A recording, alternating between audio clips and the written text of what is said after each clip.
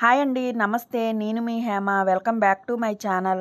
Please అండి, మా channel first time చూస్తే కనుక సబ్స్క్రైబ్ చేసుకోండి, నన్ను సపోర్ట్ చేయండి. ఈరోజు మన రెసిపీ వంకాయ ఆలు మామిడికాయతో ఇగురు చూపిస్తానండి. చాలా బాగుంటుంది. వేడివేడి అన్నంలో ఈ కర్రీ వేసుకొని తింటే పుల్ల పుల్లగా భలే ఉంటుందండి. ఎలా చేయాలో చూపిస్తాను, వచ్చేసేయండి. ముందుగా స్టవ్ వెలిగించుకొని కళాయి పెట్టుకొని ఆయిల్ వేసుకోండి.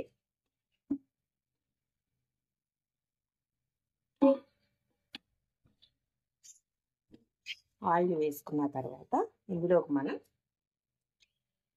కొంచెం ఆవాలు, అలాగే కొంచెం మెంతులు, ఫ్లేవర్ కోసం, అలాగే టేస్ట్ కోసం మెంతులు, 2 ఎండుమిర్చి,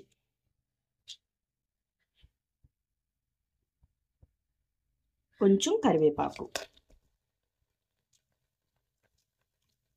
తర్వాత ఆనియన్స్ వేసేసుకోండి. చిన్న చిన్న ముక్కలు కోసుకొని ఆనియన్స్ వేసేసుకోండి.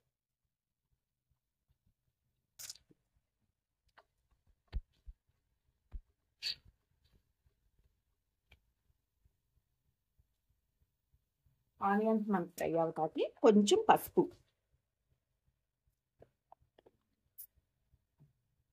వేసుకొని ఒకసారి కలిపేసుకొని ఆనియన్ ఫ్రై అవ్వనివ్వండి.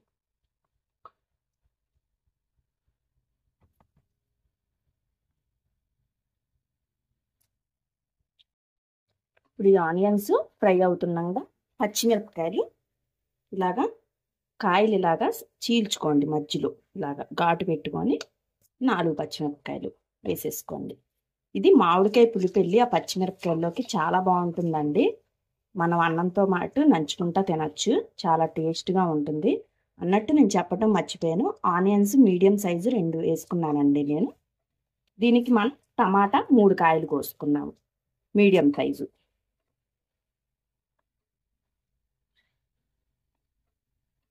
కొంచెం వేగాలి.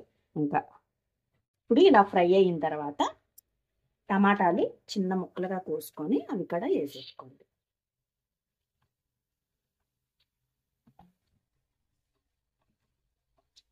మంట ఫ్లేమ్ తక్కువలో పెట్టుకొని మగ్గనివ్వండి టమాటా.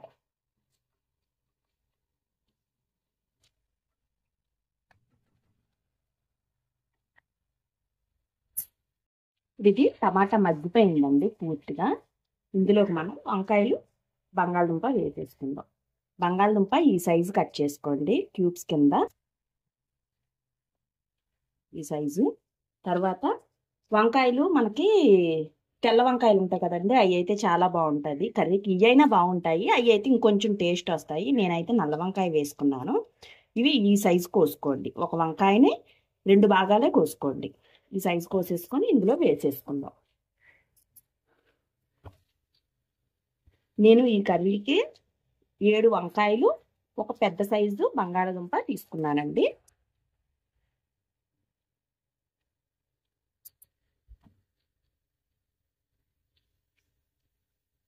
ఇప్పుడు కలిపేసుకుందాం. మనకి ఆ వంకాయ అయితే ఇంకా టేస్ట్ వస్తుందండి.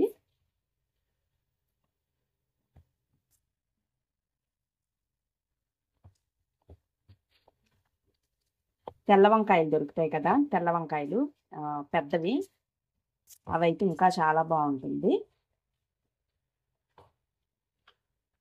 నెల్లూరు సైడ్ వాళ్ళకి ఎక్కువ తెల్ల వంకాయ దొరుకుతుంది. మీ దగ్గర ఆ వంకాయ మీకు ఉంటే కనుక, అవైలబుల్ ఉంటే కనుక ఆ వంకాయతో చేసుకోండి కర్రీ, చాలా టేస్ట్ వస్తుంది. ఇది కూడా బాగుంటుంది. అంటే అది దొరకకపోతే ఇది దీంతో కూడా చేసుకోవచ్చు కర్రీ అన్నట్టుగా నేను చూపిస్తున్నాను. అలాగా బాగుంటుంది, ఇలాగా బాగుంటుంది. అంటే ఈ వంకాయ ఏంటంటే తొందరగా మగ్గిపోతుంది, అది కొంచెం టైం పడుతుంది. మన కర్రీలో ఇది మగ్గకుండా మనం చూసుకొని అడ్జస్ట్ చేసుకోవచ్చు. లో ఫ్లేమ్లో పెట్టుకొని స్లోగా నిదానంగా వండుకోవడమే, అంతే తప్ప తేడా ఏమీ లేదు. దాని టేస్ట్ దానిదే, దీని టేస్ట్ దీనిదే. ఇది మంట ఫ్లేమ్ తగ్గించుకొని మగ్గించుకోండి నిదానంగా. ఇది మగ్గేలోపు మామిడికాయలు కోసేసుకుందాం. మామిడికాయ ఇప్పుడు ఇందులోకి మనం ఉప్పు వేసేసుకోవచ్చు. రుచికి సరిపడా ఉప్పు,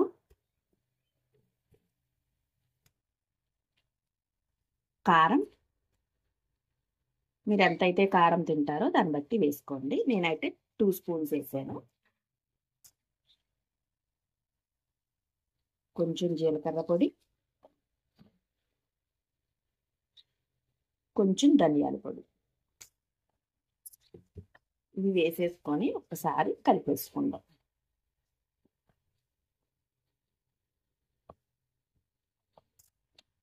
మామిడికాయ వేస్తే ఇప్పుడే ఏమైందంటే వంకాయ మగ్గదండి, అందుకని పులుపుకి మగ్గదు. అందుకనే ఇది కొంచెం ఉప్పు కారం అయి పట్టి మగ్గిన తర్వాత అప్పుడు మనం మామిడికాయ యాడ్ చేసుకుందాం.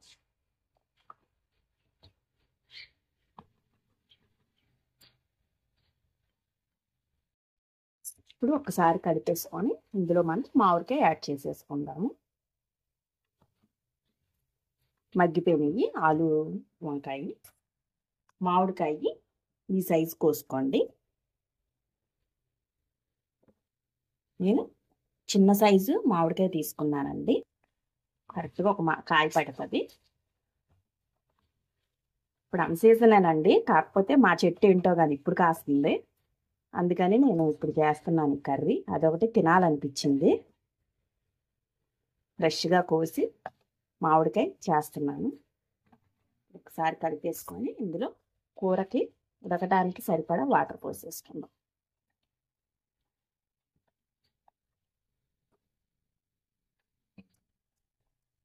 ఇప్పుడు వాటర్ సరిపడా పోసి ఇప్పుడే మనం ఉప్పు చూసేసుకుందాం. ఉప్పు ఒకవేళ సరిపోతే ఇప్పుడే వేసుకోండి.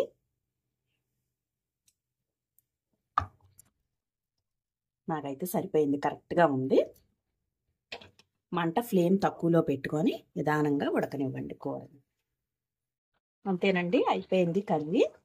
ఇప్పుడు లాస్ట్లో మనం కొత్తిమీర వేసేసుకొని స్టవ్ ఆఫ్ చేసేసుకుందాం.